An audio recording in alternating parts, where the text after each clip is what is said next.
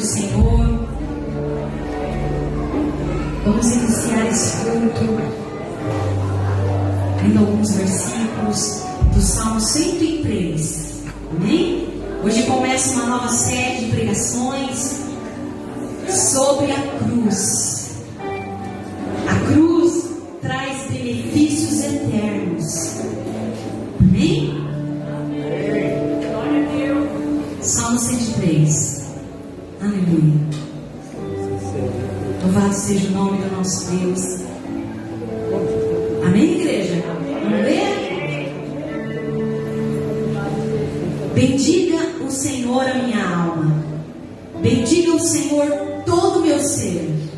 Bendiga o Senhor a minha alma. Não esqueça nenhuma de suas bênçãos.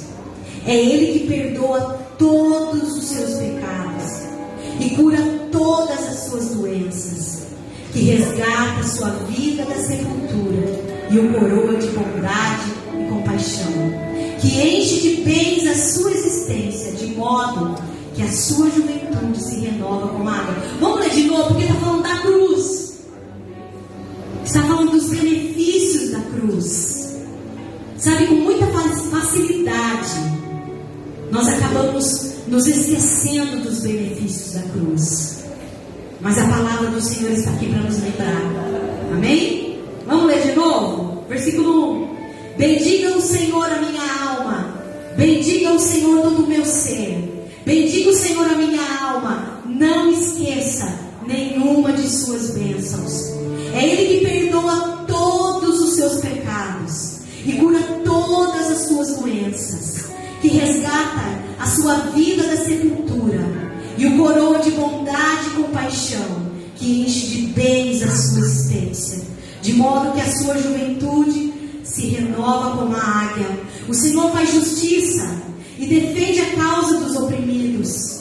Ele manifestou os seus caminhos a Moisés, os seus feitos aos israelitas. O Senhor é compassivo, misericordioso, muito paciente e cheio de amor. Amém? Amém. Senhor, nós te louvamos. Nós queremos engrandecer o teu santo nome aqui, Senhor. Nós queremos adorar o teu nome, levantar o nome de Jesus. Jesus, o teu nome é mais doce do que o mel, a tua palavra diz, Pai. Ah, Pai, o teu nome é tão poderoso. Tudo que o Senhor fez na cruz, Pai, por nós, é tão poderoso. Oh, Pai amado, nós queremos nos lembrar, Pai, nunca esquecer, Pai, do que o Senhor Jesus fez na cruz por nós. Nós sabemos que a cruz é que atrai os pecadores. É a cruz, Pai. Oh, Pai, nós queremos te engrandecer, levantar o teu santo nome aqui, Pai, te agradecer por suas bênçãos eternas, te agradecer, Deus, pelo seu cuidado, te agradecer porque é o Senhor que perdoou todos os nossos pecados, é o Senhor que cura todas as nossas doenças, todas as nossas enfermidades. Meu irmão e minha irmã, você está aqui nesse lugar que é a casa do Pai, e nesse lugar o Senhor pode te curar, o Senhor pode te salvar de qualquer situação, o Senhor pode te tirar de qualquer situação. Coloque os seus olhos na cruz, feche os seus olhos nesse momento e olhe para Jesus. Nós fechamos os nossos olhos para te ver, Senhor. Nós fechamos os nossos olhos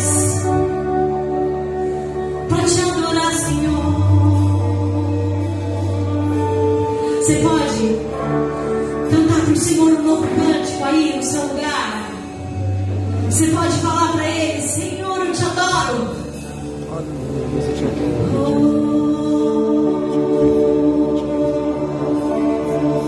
Aleluia, aleluia, aleluia, aleluia, aleluia, aleluia, aleluia. Queremos te atrair, Senhor. Queremos atrair a tua presença. Queremos atrair a tua presença para a nossa casa, Pai, para a nossa vida.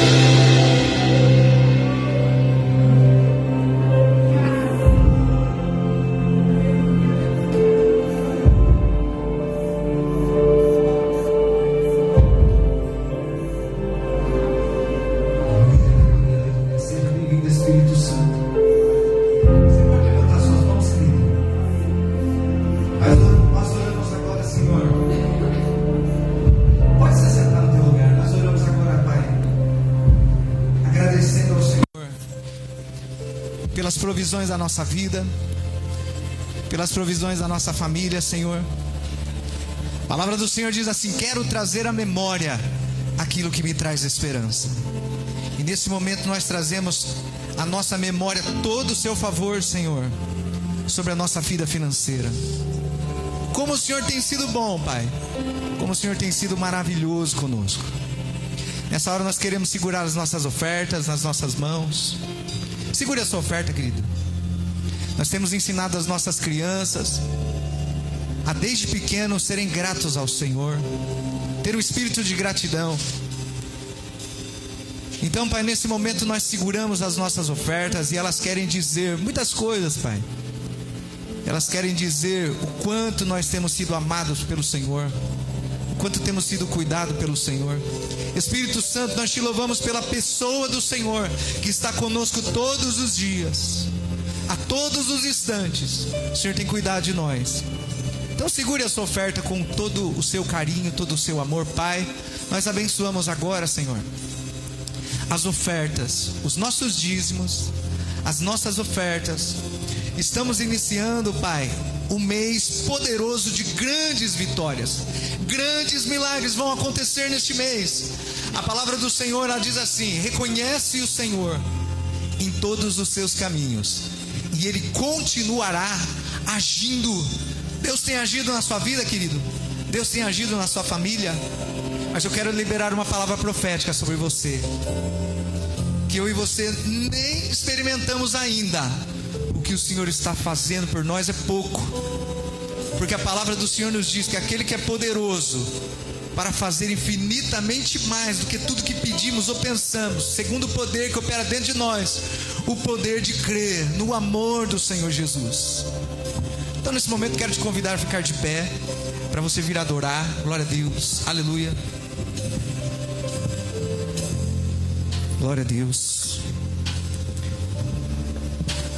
Nesse culto racional, amém, irmão? Se você não cumprimentou o seu irmão, fala para ele assim: irmão, é bom te ver aqui. Fala, é bom te ver de pé. Fala para ele, é bom te ver de pé, fortão, animado. Mas libera uma palavra profética, fala assim, ó, mas presta atenção, fala para ele, presta atenção. O que Deus vai fazer com você ainda esse ano é grandioso. Você fala pro seu irmão isso aí, pode liberar para ele, amém? Fala assim, então você cuida bem de mim. Fala para ele, cuida bem de mim, porque ainda esse ano eu posso ser seu patrão. Você já sabe dessa, amém? Amém? Então, igreja do Senhor Jesus, Pai, eu abençoo neste momento que nós vamos dar passos, vir aqui à frente com um coração alegre, gratos ao Senhor. Deus abençoe os irmãos de casa que estão nos acompanhando também, adoraram. E nesse momento, se você quiser contribuir, você pode também através do Pix, que deve estar na tela, né? Eu acho que deve estar, né? Amém? Então, venha com alegria, igreja do Senhor, venha com alegria.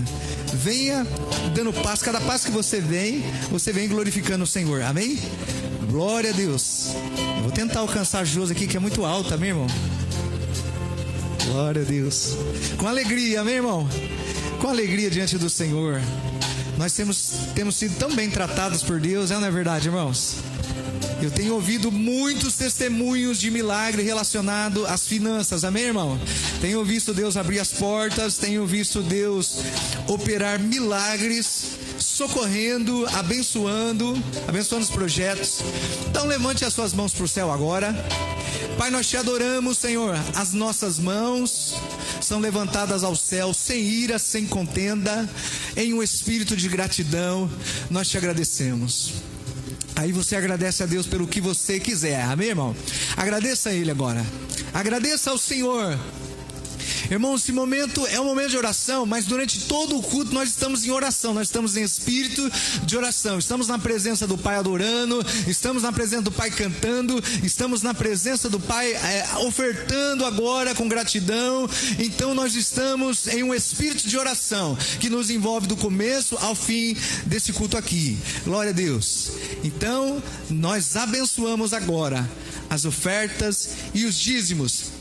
E declaramos profeticamente, Pai, que antes da metade do ano, nós vamos estar na tua casa nova ali, Pai, com uma grande multidão que está chegando de pessoas que vão conhecer o Senhor e ser tão abençoado como nós estamos sendo abençoados em nome de Jesus. Vamos aplaudir ao Senhor. Deus abençoe os irmãos.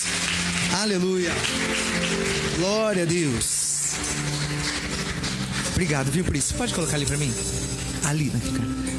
Glória a Deus, aleluia, louvado seja o nome do Senhor, glória a Deus. Pode se assentar, amém, irmão? Vai dando glória a Deus, vai dando aleluia. Quem está feliz com Jesus aí, amém, irmão? Está sendo abençoado demais esse ano, amém? Louvado seja Deus. Hoje nós vamos ter uma palavra maravilhosa. Nós estamos iniciando uma nova série de pregações. Eu quero que você fique atento, amém, irmão? Nós falamos esse mês passado de quê? Nós falamos do quê, amém? Do lugar secreto, é isso? Aleluia. E agora nós vamos iniciar a cruz. Fala assim, ó, a cruz, fala, a cruz é o motivo pelo qual todas as bênçãos vão alcançar a minha vida, amém? Você pode dar uma glória a Deus? Então eu quero que você receba a vida do nosso irmão. Hoje nós vamos ter a vida do nosso irmão Gessé, esse homem de Deus, que sempre traz uma palavra abençoada para nós. Hoje eu quero que você preste bem atenção, porque vai ter uma palavra especial. Esta palavra vai mudar a sua vida. Quem crê nisso, amém, irmão? Esta palavra que vem hoje da vida do teu servinho, o nosso irmão Gessé, vai mudar a sua vida. Então presta bem atenção, estenda a mão do lado, a mão direita, estenda a mão direita assim, para a pessoa que está do seu lado, estenda a outra mão esquerda agora, fica com os braços abertos, toca nele, toca devagarzinho, fala, irmão, pelo amor de Deus, não me atrapalhe agora, que eu preciso dessa palavra, então não me atrapalhe agora. Dá um glória a Deus. Vamos receber o servo aí do Senhor.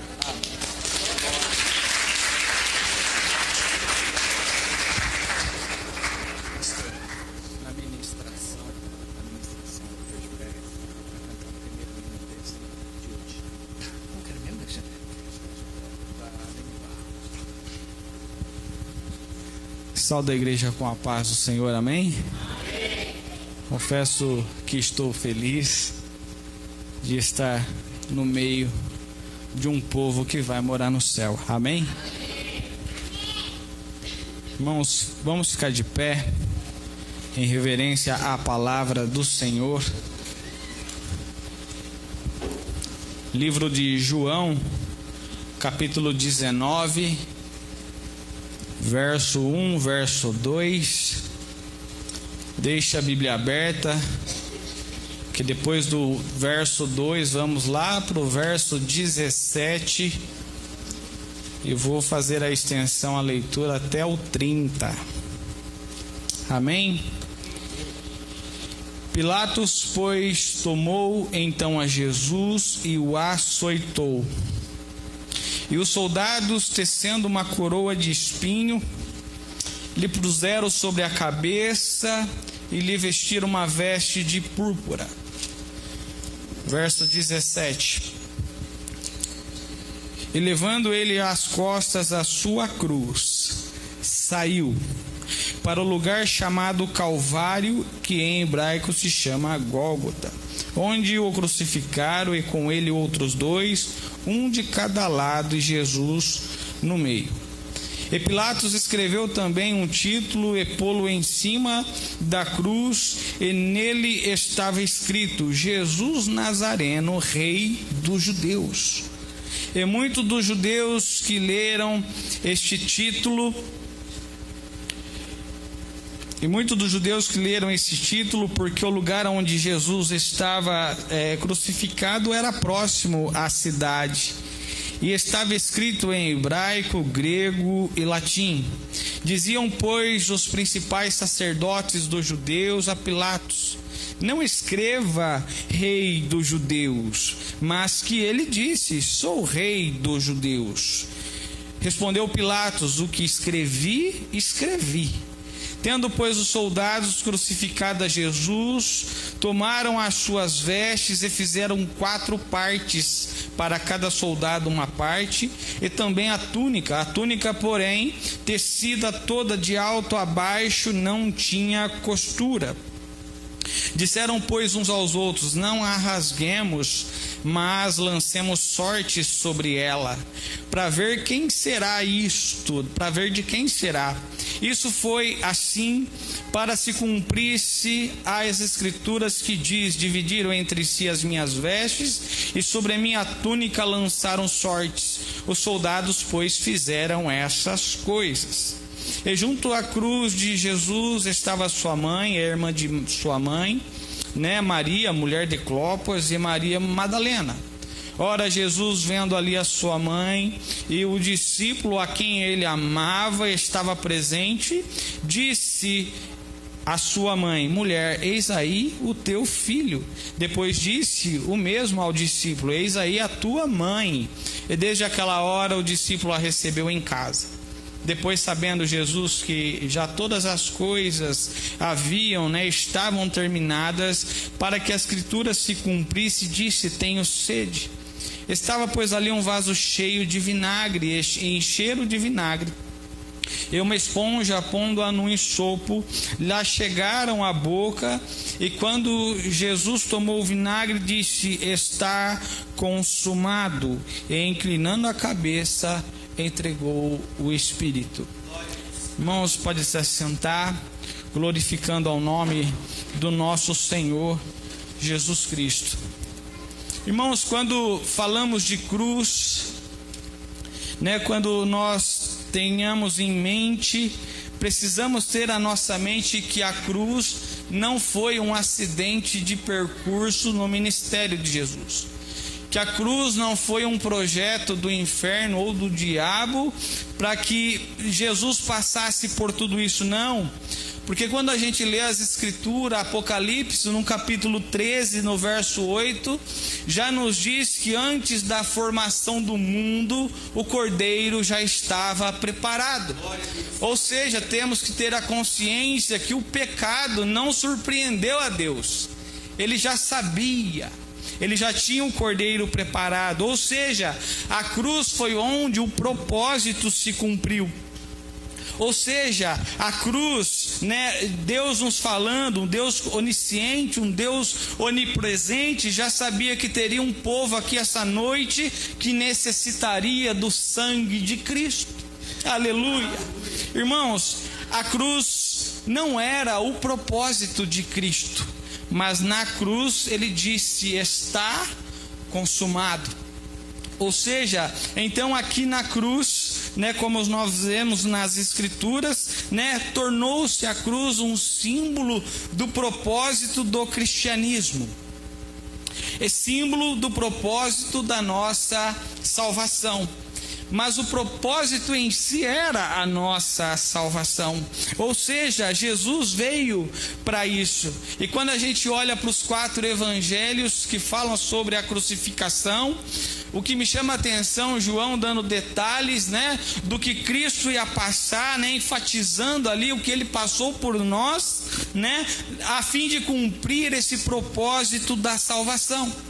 O que me chama a atenção é que quando nós olhamos aqui nesse primeiro verso do capítulo 19, que enfatiza aqui, me veio uma pergunta: por que é que Pilatos açoitou Jesus? Por que Jesus teve que ser açoitado antes de ser crucificado? É impossível falar da cruz e não sentir essa emoção, essa dor que Jesus passou. Confesso que foi difícil elaborar esse texto, escrever, porque ele sofreu muito por nós, por mim e por você. Irmãos, nós sabemos que a cruz, o processo da crucificação, ele era um método criado, ele foi criado pelos persas inicialmente, e alguns povos adotaram ali no primeiro século ou antes, povos gregos, o Egito também, e por fim o Império Romano, que adotou a pena de cruz como pena capital. Aí me chama a atenção é que na cruz, a cruz ela não era letal, ela não é letal. A cruz é um instrumento diferente da cadeira elétrica, por exemplo, que a cadeira elétrica, o condenado, quando ele senta, ele morre instantaneamente. A cruz ela foi um instrumento para que isso não acontecesse. Pelo contrário, a cruz é um instrumento de tortura. Aleluia. Mas a cruz ela foi criada para torturar a vítima. O propósito da cruz era aumentar ali o sofrimento. O açoite sim machucava. O açoite ele foi criado para aumentar o sofrimento na cruz, para que a morte da cruz, segundo o Império Romano, fosse mais rápida. Quando a gente se depara com alguns escritores, Sêneca, que ele foi tutor de Nero, não serve de base bíblica e nem de estudo de doutrina, não, mas ele menciona em seu livro, em suas escrituras, que alguns personagens levados à cruz, de morte de cruz, passavam semanas na cruz, exposto ali a insetos, exposto ali a aves de rapina, exposto ali a família vendo ele agonizando e não poder fazer nada. Então, Flávio Joséfo também, ele comenta em seu livro, na carta para Hebreus, que Tito, quando teve Jerusalém invadido, Israel invadido, nos anos 70 depois de Cristo, que também quando ele chegava na cidade, né, tinha lá pessoas penduradas na cruz, e já fazendo ali 3, 4 dias que estavam pendurados, agonizando. Então aqui o que me chama a atenção é que o propósito da cruz era fazer a pessoa sofrer, era fazer a pessoa não morrer imediatamente. É por isso que quando Jesus, aqui nesse texto, ele entrega o Espírito ao Pai, em que vão lá avisar Pilatos que Jesus havia morrido, ele fala, mas já. Ele tem essa surpresa porque Jesus, irmãos, ele fica aproximadamente 6 horas na cruz. Apenas 6 horas, e normalmente as pessoas ficavam na cruz ali sofrendo por dias. Não à toa que no texto ao qual acabamos de ler, no verso 12, se eu não estou equivocado, né, que quebram, 12 não, mais para frente, que quebram a perna dos que estavam do lado de Jesus, para que eles morressem. Então aqui, os persas faziam isso por quê antigamente? Por que eles criaram a cruz como instrumento de tortura? Irmãos, eles cultuavam uma divindade chamada Asmud. Essa divindade, ela era conhecida na cultura persa como Deus da terra. Ou seja, eles tinham a terra como a terra era santa. Ou seja, quando eles colocavam a pessoa na cruz, o recado era, essa pessoa é indigna da terra, essa pessoa não merece a terra que pisa. Então eles faziam a crucificação. Só que o recado para Jesus foi diferente, porque não era ele que não era digno da terra, era a terra que não era digna dele. Aleluia. E Pilatos foi mandar açoitar o nosso Jesus. Irmãos, como é que funcionava esse açoite, esse flagelo? Recentemente, há uma semana atrás, foi declarado aquele ator que fez o filme da Paixão de Cristo, de Mel Gibson, em que em uma das gravações, foi sem querer, ele tomou uma chicotada, e essa chicotada abriu uma ferida de 35 centímetros em seu corpo.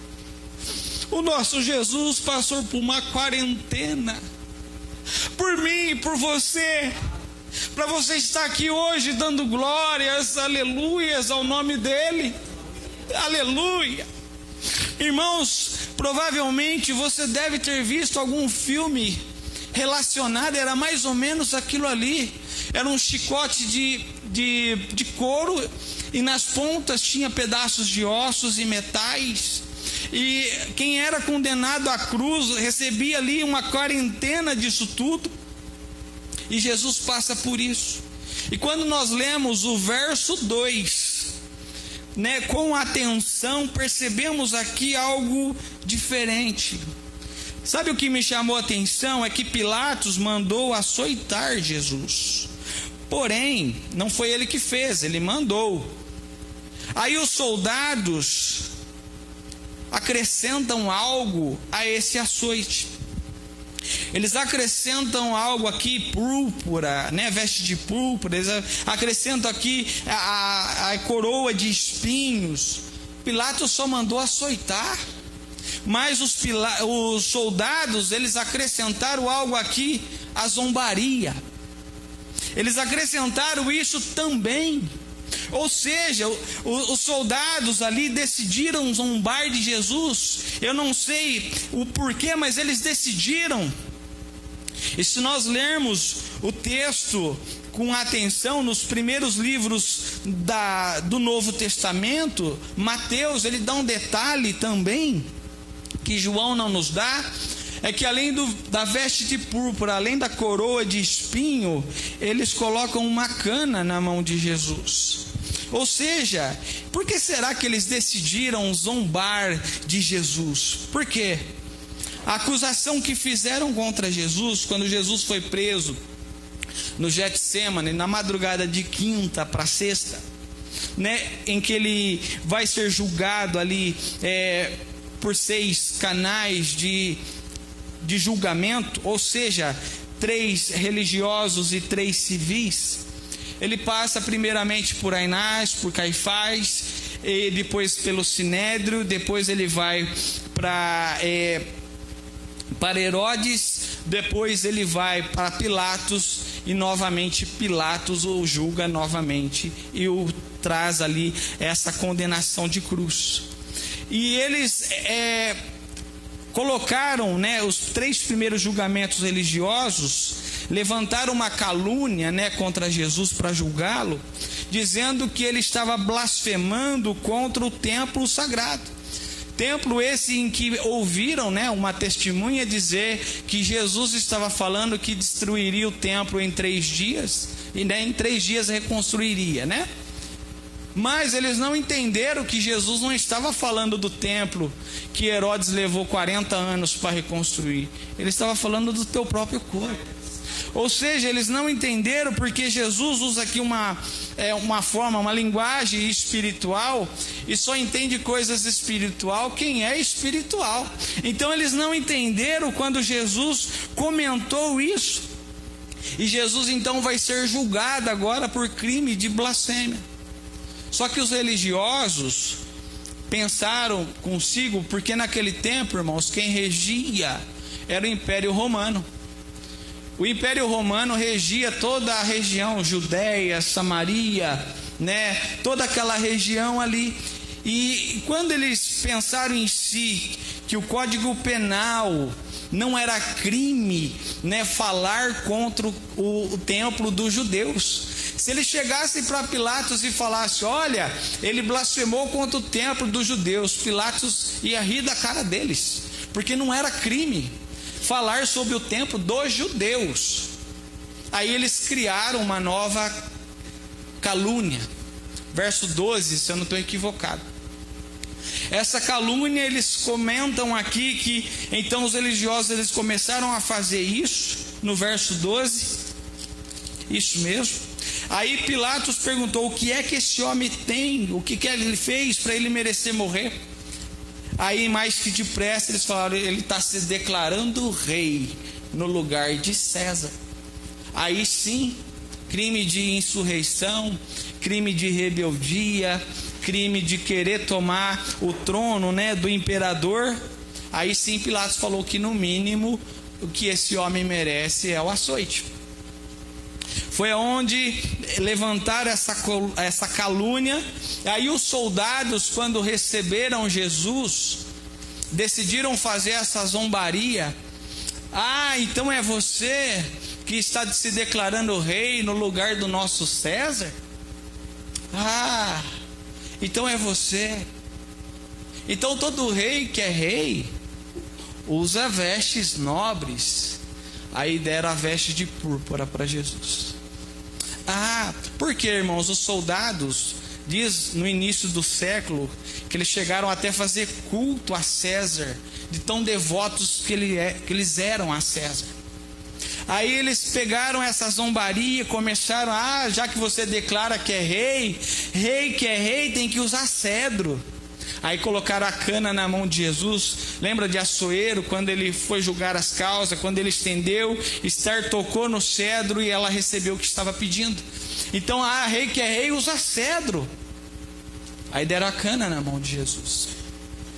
Ah, você está dizendo que é rei no lugar do nosso César? Ah, rei que é rei usa coroa. Aí teceram ali um embaranhado, né, de espinhos e colocaram na cabeça de Jesus. E quando eles perceberam que não cabia a coroa na cabeça de Jesus, pegaram a cana que estava em sua mão e bateram violentamente na cabeça de Jesus, para que os espinhos cravassem em sua fronte e aumentasse mais o seu sofrimento. Aleluia! Mas uma coisa que nós sabemos e que me confortou é que o nosso Deus é especialista em transformar maldição em bênção. Ou seja, porque aquelas vestes que deram para Jesus, ela iria ser trocada por vestes de louvor. Aquela cana que deram na mão de Jesus seria trocada por um cedro de justiça que regerá as nações de eternidade e em eternidade. Aquela coroa de espinho trocada por uma coroa de glória, que indica ali que Ele é Rei dos reis, Senhor dos senhores. Aleluia!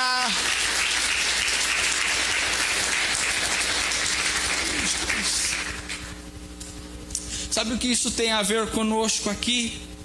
É que todo intento do inferno, todo intento do diabo para a tua vida, tentando te derrubar, tentando te pôr para baixo, e Deus vai transformar em triunfo, em algo positivo para a tua vida, e você vai sair daqui feliz, sair leve, flutuando, porque Deus é especialista em transformar maldição em bênção. Aleluia, irmãos. Só que tem um detalhe nessa coroa de espinho que me chamou a atenção. Eu acho pertinente a gente dar uma decorrida sobre esse assunto, né? Quando olhamos aqui essa coroa de espinhos na cabeça de Jesus, nós só enxergamos o lado pejorativo, nós enxergamos o lado profético nessa coroa de espinho. O que é que tem de profético numa coroa de espinho? Mas tem. Quando nós vamos para Crônicas, no capítulo 20, está ali uma narrativa em que Davi, quando ele vence o exército dos amonitas, que ele vence Amon, né? Ele pega a coroa de Amon, né? Lembrando que toda a coroa ela é feita sob medida para o rei. Então Davi pega a coroa de Amon, que ele vence o exército, e essa coroa diz que tinha lá um talento de ouro, pedras preciosas, e ainda ele levou grande despojo daquela cidade. E quando Davi entra na cidade de Jerusalém com aquela coroa que visivelmente não era a dele, todo mundo que olhava para Davi ia falar: nossa, ele venceu Amon, ele venceu, porque a maior derrota de um rei é quando ele é descoroado. E Davi, com esse sinal de que a coroa parecia que não era dele realmente, ele vence Amon, né? Ele traz grande despojo dessa cidade. Tá, mas o que tem isso a ver com a coroa de espinhos? Gênesis capítulo 3, 18. Depois que o homem pecou, a terra começou a produzir espinhos e veneno. Ou seja, antes do pecado, a terra não produzia isso, ela produzia frutos, coisas boas. Mas depois do pecado, a terra começou a produzir espinhos e venenos. Então, irmãos, quando o pecado entrou, né, os espinhos estão aqui para representar o pecado. Então, os espinhos era a coroa do pecado. Aleluia. Então, porque o pecado entrou no homem e o espinho saiu da terra, mas Jesus entrou na terra para o pecado sair do homem. Aleluia. Então, durante toda a criação, até os dias de hoje, né? Depois da crucificação, o espinho representa a coroa do pecado, porque é sinal que o pecado derrotou o homem. O que reinava era o pecado, o que reinava era Amon. Mas aqui no mundo espiritual, quando eles colocaram lá a coroa de espinho que não servia, não era de Cristo, ela era do pecado, estava dando um recado. Eles não sabiam, eles estavam zombando na cabeça deles, mas no mundo espiritual estava tendo um recado profético, dizendo, em outras palavras, Jesus estava dizendo: ei, até agora ninguém venceu o pecado, mas agora apareceu um. Aleluia. Então aqui o que me chama a atenção é que ele venceu aquele que reinava, e agora quem reina é o próprio Cristo. Aleluia. Glória a Deus. Glória a Deus. Levaram Jesus para os degraus da fortaleza, e Pilatos faz aquela cena, aquela fatídica pergunta: quem é que eu solto, e vocês já sabem essa história, o que a multidão fala, aquela fatídica resposta. Aí vamos para o verso 17, que me chama a atenção, marca se for necessário. Tem um verbo no verso 17 que é sair. Ou seja, no verso 17, elevando ele as costas, a tua cruz saiu. Irmãos, esse saiu aqui, analisando aqui, aponta para livre e espontânea vontade. Como assim? Quando falaram para Jesus, você está condenado à cruz, ele simplesmente, pegou a cruz, colocou em seus ombros e saiu. Ou seja, ninguém que era condenado à cruz levava a cruz de livre e espontânea vontade. Saía debaixo de estabefe, de soco, de chute. Mas não, Jesus ele carrega a cruz, já que é para carregar, eu carrego de livre e espontânea vontade. Isso aqui é certeza de propósito, é certeza, é coragem, é atitude, é força. Sabe o que eu enxergo? É isso, porque ele estava dizendo para nós, é isso que eu passo, é só momento, tem algo maior lá na frente. Ou seja, isso aqui é só um momento. Ele tomou a cruz, conduziu de livre e espontânea vontade. Se lermos mais adiante, diz que um certo Simão Cirineu foi constrangido a levar, mas Jesus leva de livre e espontânea vontade. Irmãos, eu vou dizer, os irmãos não se ofendam que eu vou explicar depois. Avisei, eu vou explicar depois. Sabe por que Jesus leva a cruz de livre e espontânea vontade? Porque ele não é hipócrita como eu e você de vez em quando. Não olha feio para mim. Eu vou explicar, eu disse que eu ia explicar. O que é hipocrisia? Hipocrisia é falar o que não faz ou fazer o que não fala.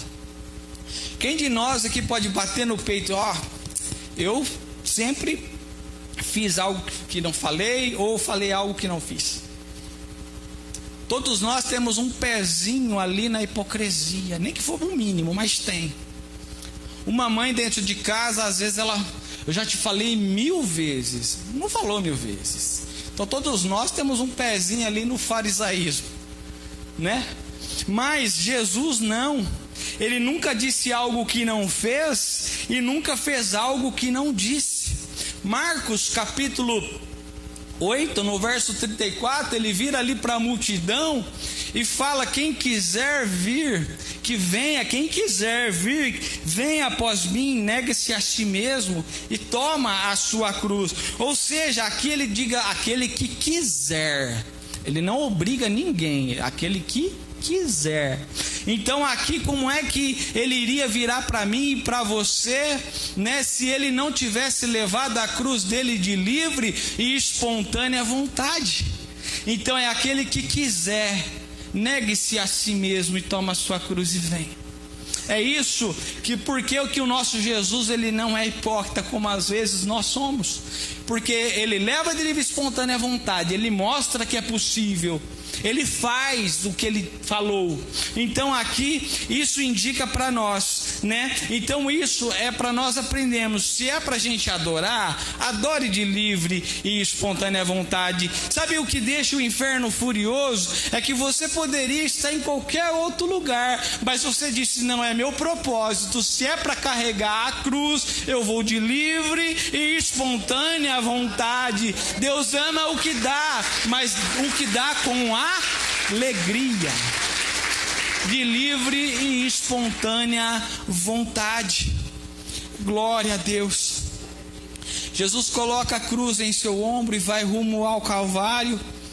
Aí em Marcos, no capítulo 15, no verso 21, diz que um certo Simão, devido à região onde ele morava, sim, recebeu o título Simão Cirineu. Ele morava em Cirene, na região de Cirene. O texto diz que ele é constrangido.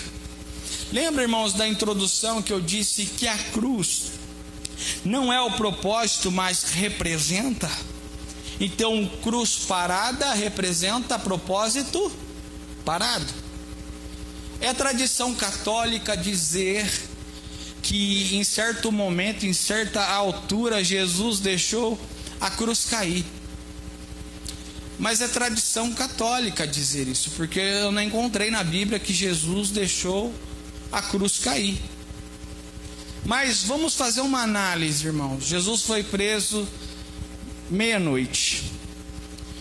Ele não dormiu.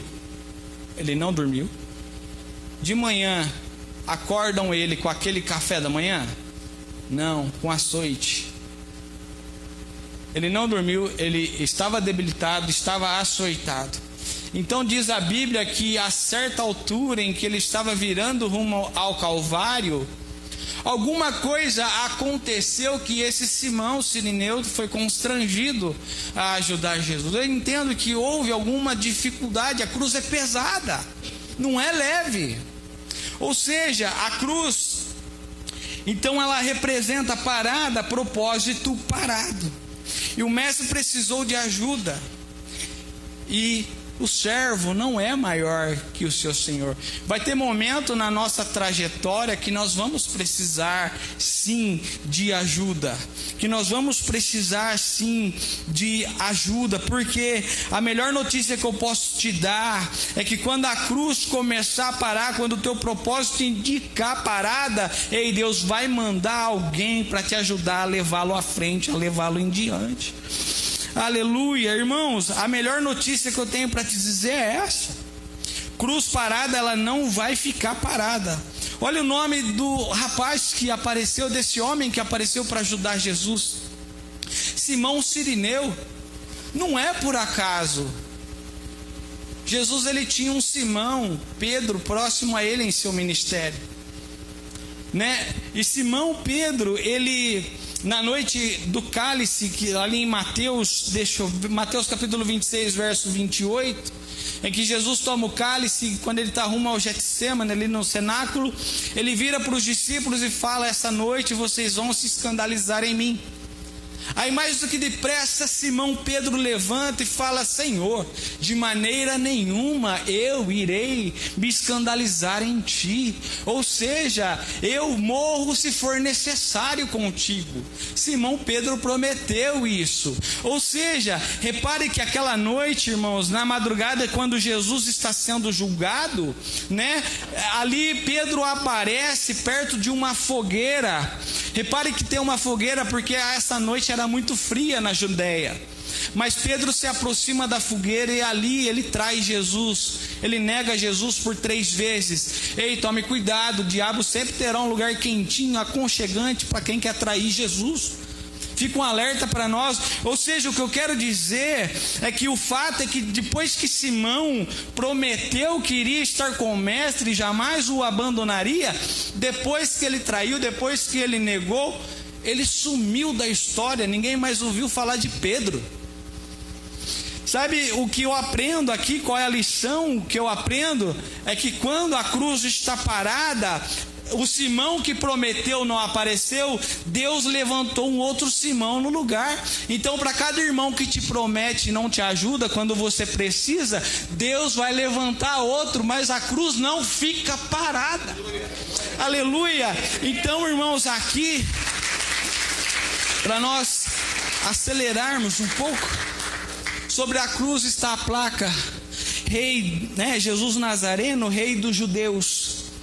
Quando os religiosos leram aquilo, eles falaram: não escreva Jesus Nazareno, Rei dos Judeus. Escreva o que ele disse, rei, que ele é rei.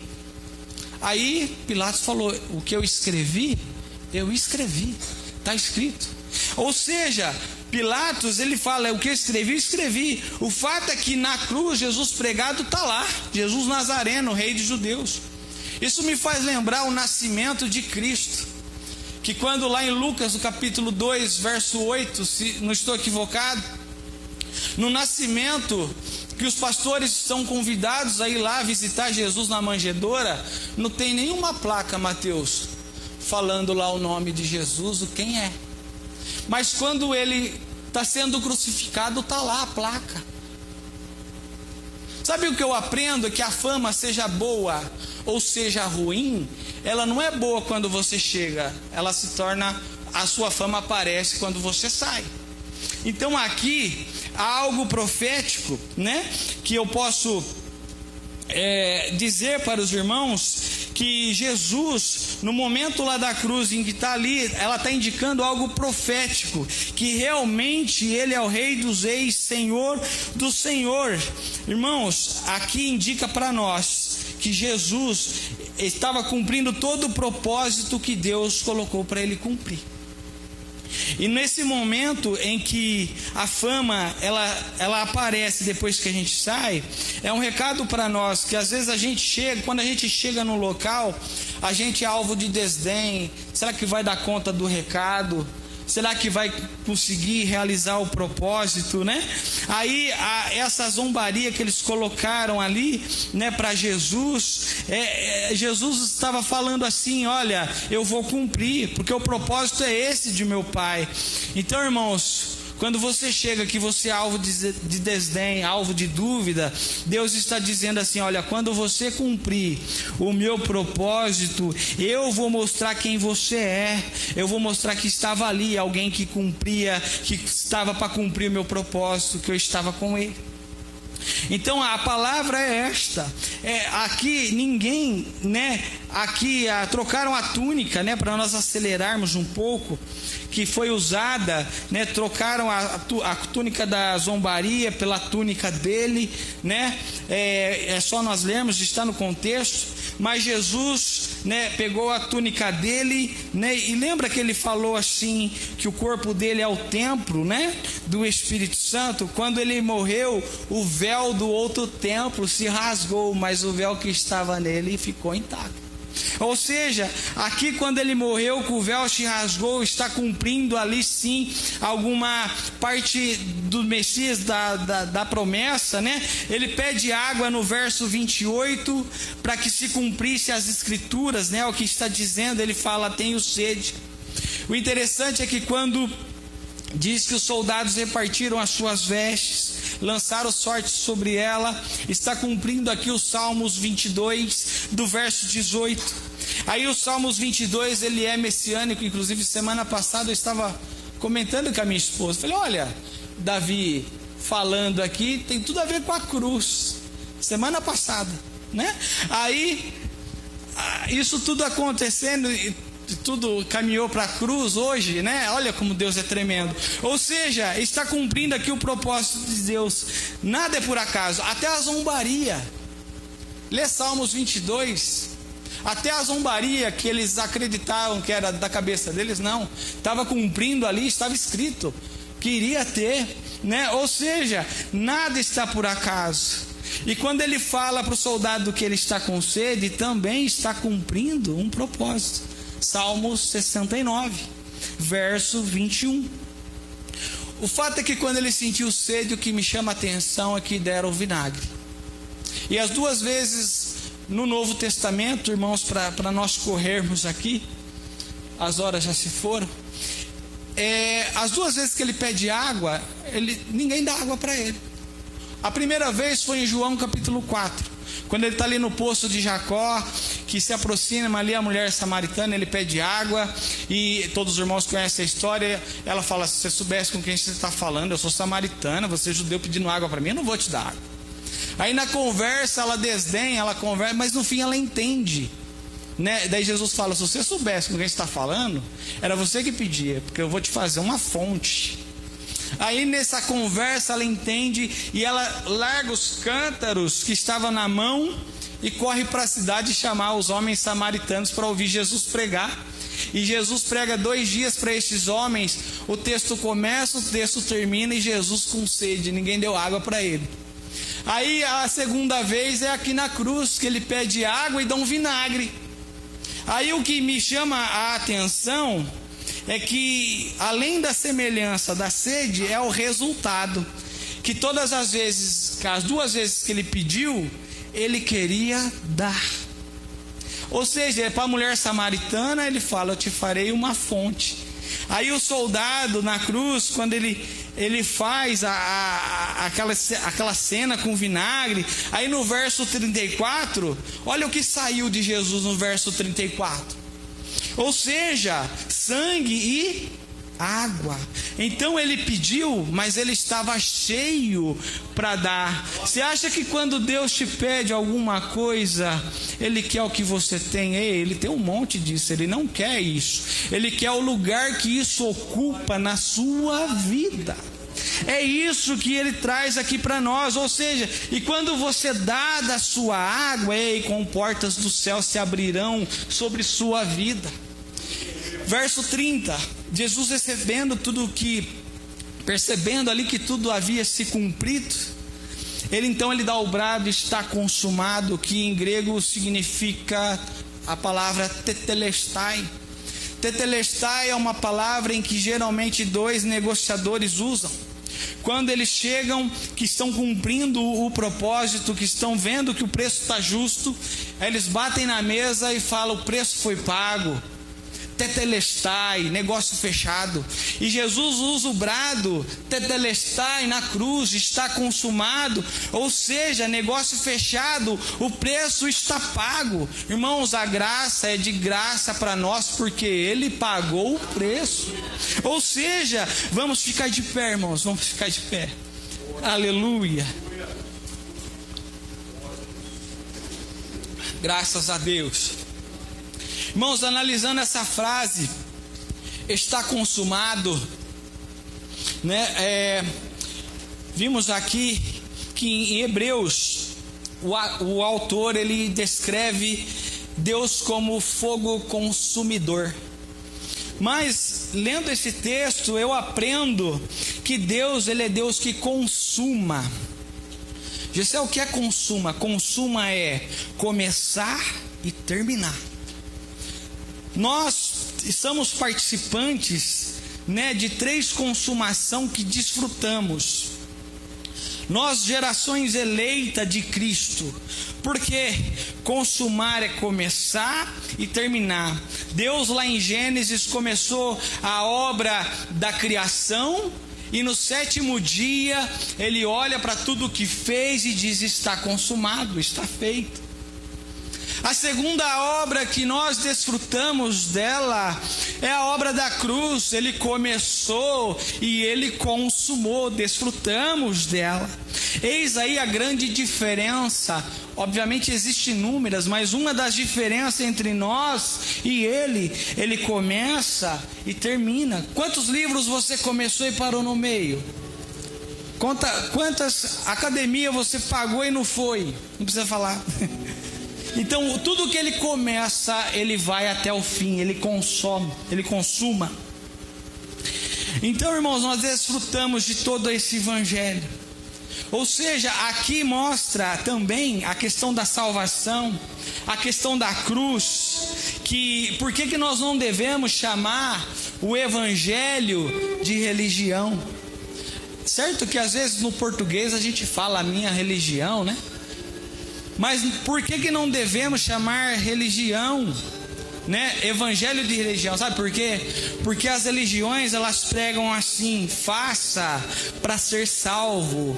Só que o evangelho diz: ei, está feito, só creia. Glória a Deus. Está consumado, só creia, confessa com o coração, abre a boca e fala: está consumado. Irmãos, e as boas obras, Gessé? A gente ouve essas perguntas, mas Tiago, ele nos fala: as obras não é para ser salvo, é para quem já é. O que é as boas obras? As boas obras é eu entender a salvação. Deus me veste, eu visto alguém. Deus me alimenta, eu alimento alguém. Deus me ama, eu amo alguém. É simples, é isso. Eu não faço obras para ser salvo, eu faço porque eu sou salvo. Aleluia. Então está consumado, irmãos. Aleluia. Glória a Deus. a terceira consumação que nós fazemos parte é a obra do juízo. Lá em Apocalipse, em que João está ali na ilha de Patmos, que ele tem a visão, que ele vê o sétimo anjo sobrevoando com a sétima taça da ira de Deus. Quando ele derrama essa sétima taça, vem uma voz debaixo do trono e diz assim: está feito, está consumado. E nós vamos desfrutar desse processo. O que eu quero dizer é que tudo que Deus começou, Ele consumou. A obra da criação Ele começou, Ele terminou. A obra da salvação Ele começou, Ele consumou. A obra do juízo todos nós vamos participar. Ei, se tudo isso que Deus fez, tudo isso que Ele fez, Ele consumou, o que é que Ele vai deixar pela metade na sua vida? Ele é poderoso, ele iniciou a boa obra, Ele é perfeito para concluir. O que você tem passado é apenas processo. Entenda, é o começo, tem meio e tem fim. Então dê o brado de vitória, está consumado, está feito. Ei, sabe aquele sonho, sabe aquele projeto? Ei, começou, iniciou, não iniciou? Então Ele é poderoso para concluir. Irmãos, tem alguém entre nós que está afastado dos caminhos do Senhor? Aleluia! Eu fui muito incomodado durante o dia de hoje a respeito desse assunto. Que se sente que está afastado do caminho do Senhor, que nada está dando certo. Ei, o momento é hoje. Confesse ao Senhor, aceite com o coração, abra a tua boca e adore ao nome do Senhor, porque está consumado, o véu já se rasgou. Aleluia. Tem alguém que quer aceitar Cristo como seu Salvador, demonstrando aqui a gratidão pelo que Ele fez por você na cruz? Tem alguém? Aleluia. Tem alguém? Não tem ninguém? Todos são salvos em Cristo Jesus. Glória a Deus. Irmãos, vamos cantar esse louvor. Pode cantar. Aleluia. Orando por você, por libertação,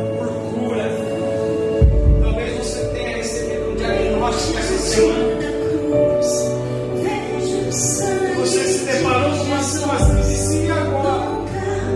Ele levou sobre a cruz todas as nossas dores, todas as nossas enfermidades. Isso está te tirando a paz nesse momento. Ele já entregou ao Pai e está consumado, está feito. Aleluia, não sofra mais com isso, não sofra mais com essa sensação de angústia, com essa sensação que parece que o peito vai sair fora, você não tem mais palavras para expressar. A Bíblia diz: pode faltar palavras na sua boca, vai passar o anjo recolhendo as lágrimas, porque uma lágrima para Deus é uma frase. Aleluia.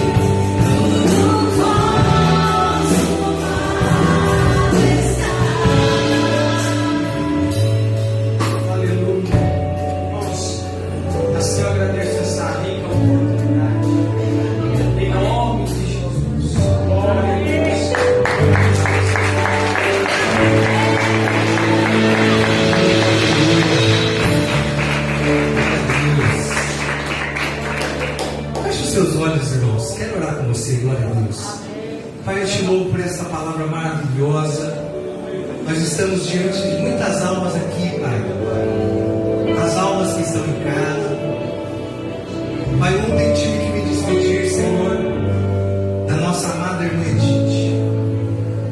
Servi a ceia para ela mês passado, domingo nós vamos ser ceia. Eu não sabia que era a última ceia que eu servia para ela. Pai, estive visitando ela esses dias, orando por ela. Oh, Pai. E antes de ontem, Senhor, o Senhor me deu a alegria de chegar, depois de alguns minutinhos, Pai, que ela havia sido recolhida pelo Senhor.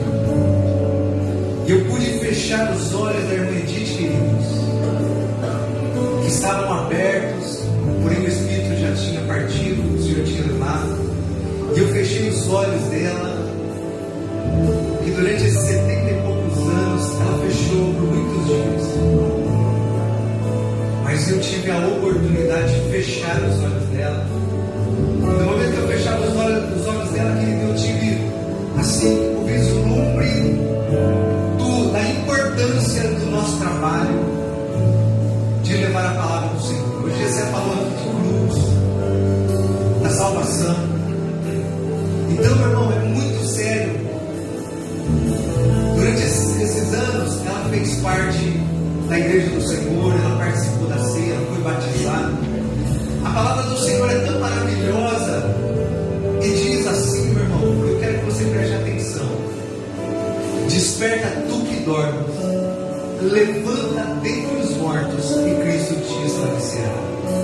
Muitas pessoas pensam que estão vivas, meu irmão, e elas vão vivendo assim até o último dia da vida dela. Mas o Gessé falou aqui de todo o sofrimento do Senhor e não foi por acaso. A palavra do Senhor diz assim, que por causa da morte dele na cruz, nós podemos nascer de novo uma vida no Espírito. Então hoje quero reforçar o chamado que o Gessé hoje lançou aqui. Nós vamos ter o batismo, os irmãos de casa. Nós vamos ter o batismo esse mês é o mês do batismo. Nós vamos ter um grande batismo, eu acredito nisso.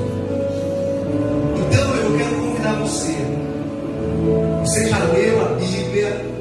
Se você estudar um pouquinho a palavra do Senhor, você vai ver que Jesus disse assim: olha a sua porta. Não há outra maneira de sair deste mundo, querido.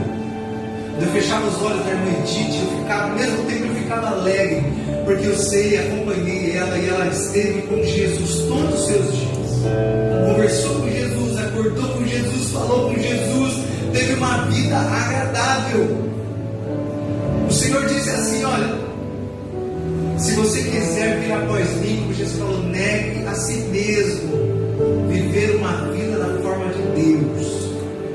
Então eu quero convidar esse mês você a orar, a pensar e ser batizado. Amém, irmão? Não é religião, não. Não é evangélico, não é testemunho de Jeová, não é catolicismo, é o Evangelho de Jesus. Se você está vivo, eu quero te dar um recado: você vai ter que sair desse mundo. E você não vai sair por nenhuma outra porta, a não ser pela porta de Jesus. E se você não for batizado, seja batizado. A palavra diz: aquele que crê por batizado será salvo. Quem não crê permanece condenado na maldição da morte. Quando você morre, você fica preso no lugar da morte. Mas quem é batizado tem uma vida no Espírito. E quando Jesus voltar, nós seremos despertados. Mas você dorme com a irmã Edith dormiu com o Senhor. E irmão, eu louvo a Deus, porque cada dia eu me preocupo mais com o trabalho.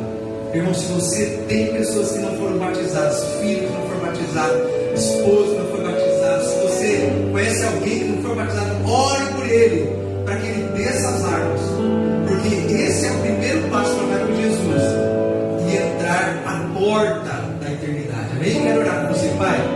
Eu te louvo nesta noite por todos os meus irmãos que estão aqui, receberam o Senhor como Cristo, andam numa vida de obediência. Pai, eu te louvo, a palavra do Senhor diz: nenhuma maldição há para aqueles que estão em Cristo Jesus, os que não andam mais uma vida natural, mas andam uma vida no Espírito, que oram, que têm relacionamento com Deus, que participam da ceia.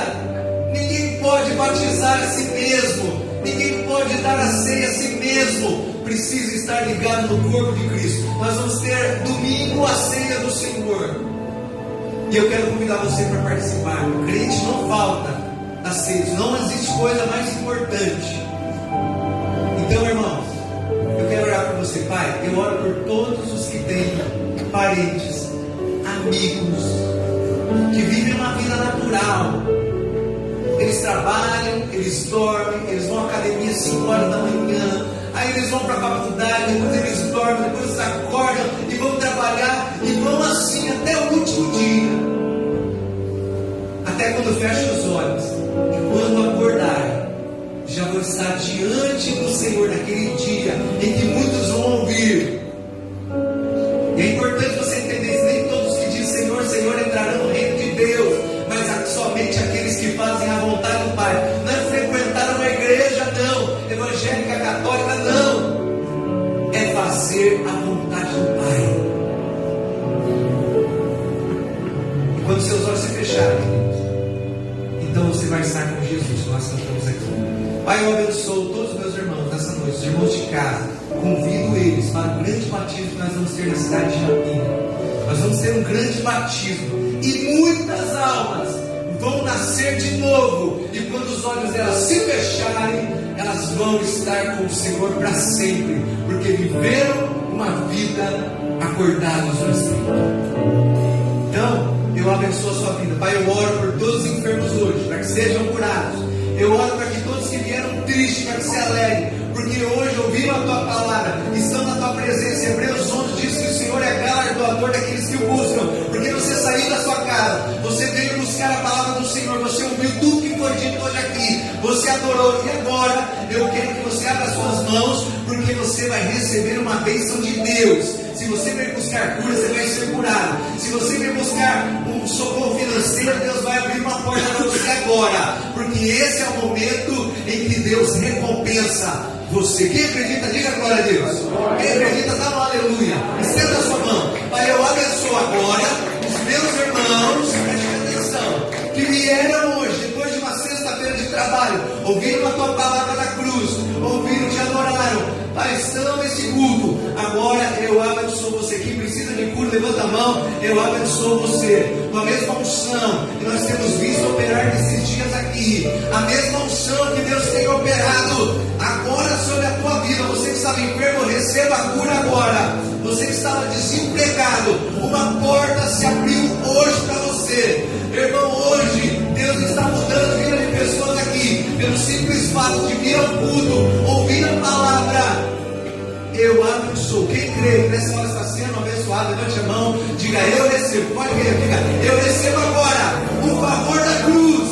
Não há nada que Deus não possa fazer, tudo é possível quem crê. Hoje eu saio dessa igreja levando uma benção em nome de Jesus. Se você crê, aplaude e glorifique uma vez. Aleluia. Glória a Deus. Você sentou um minutinho ali, amém, irmão? Eu quero convidar você, amém? Você senta um minutinho, pode acender a luz. Eu louvo a Deus por essa palavra que nós tivemos. Glória a Deus, aleluia. Deixa eu pisar no meu pedal para parar de fazer barulho. Glória a Deus. Irmão, quem está feliz com Jesus, dá um glória a Deus. Aleluia. Irmão, preste atenção, o que é o culto? O que você vem fazer na igreja? Eu também. Irmãos, a gente vem na igreja, depois de um dia de trabalho, para se alimentar da palavra do Senhor. Diga glória a Deus. Quem jantou antes de vir para a igreja? Quem jantou? Ixi, ninguém. Aleluia. Então vai ter pizza mais tarde, amém? Pede uma pizza lá da Geisa. Glória a Deus, amém? Irmão, presta atenção. A gente vem para comer da palavra do Senhor e nós estamos acordados, amém, irmão? Vivemos uma vida no Espírito. Domingo é a ceia do Senhor, amém? Eu falo para o seu irmão assim, irmão, chega cedo, fala para ele, chega cedo, criatura de Jesus, para não ficar sem lugar.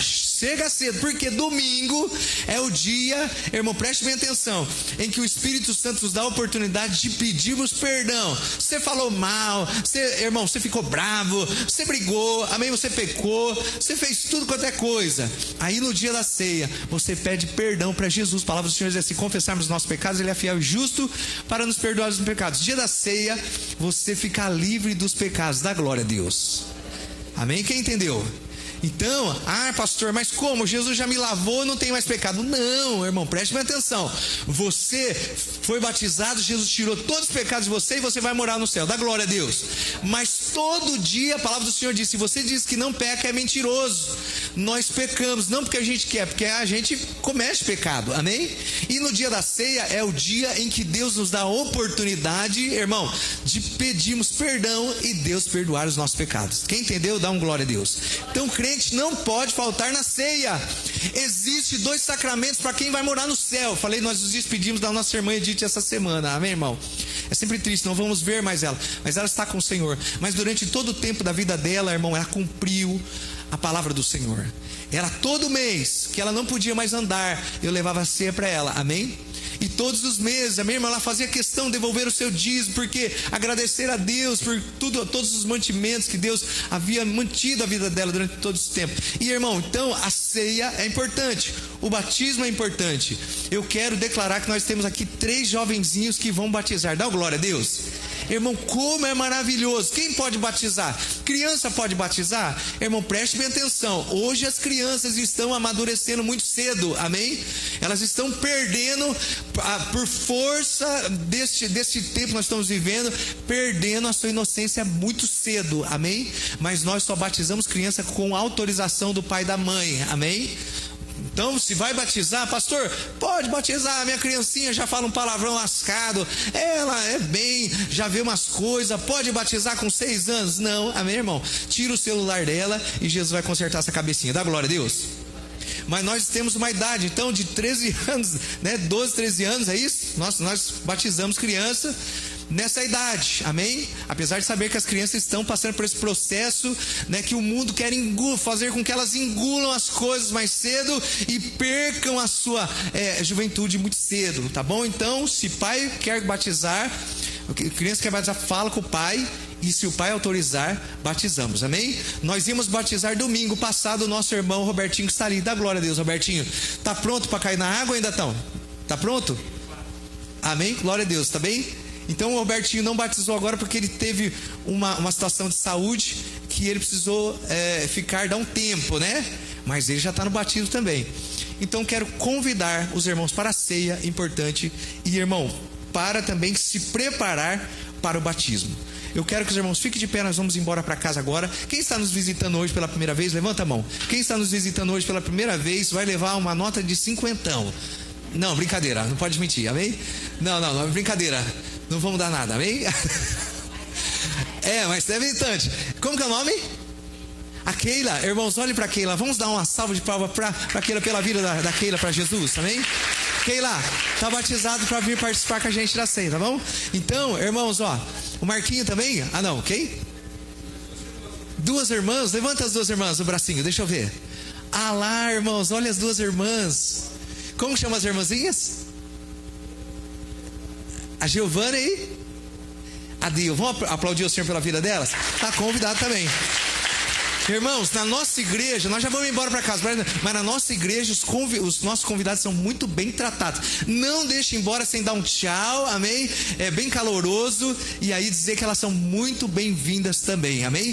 Quero só agradecer todos que participaram quarta-feira aqui do nosso trabalho dos jovens, que teve, teve o trote, né?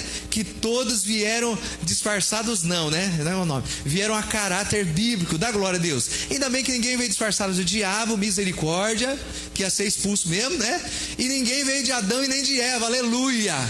comemos bolo demais e quem não veio perdeu, mas logo vai ter outra, amém? Então quero convidar você para vir domingo, chega cedo, 9 horas da manhã e 7 horas da noite também. Feche os seus olhos. Pai, eu te agradeço por essa palavra maravilhosa que nós tivemos, nos lembramos do sacrifício da cruz e porque foi necessário o Senhor morrer por nós, porque o Senhor morreu, nós, Pai, podemos viver para o Senhor e entrar a eternidade, porque o Senhor é a porta. Pai, que o Senhor abençoe cada um.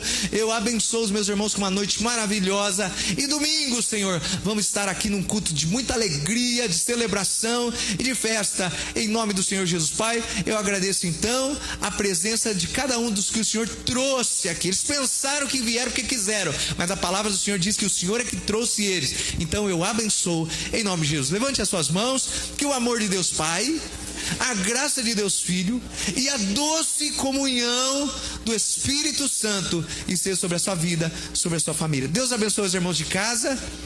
Irmãos, presta atenção, vamos para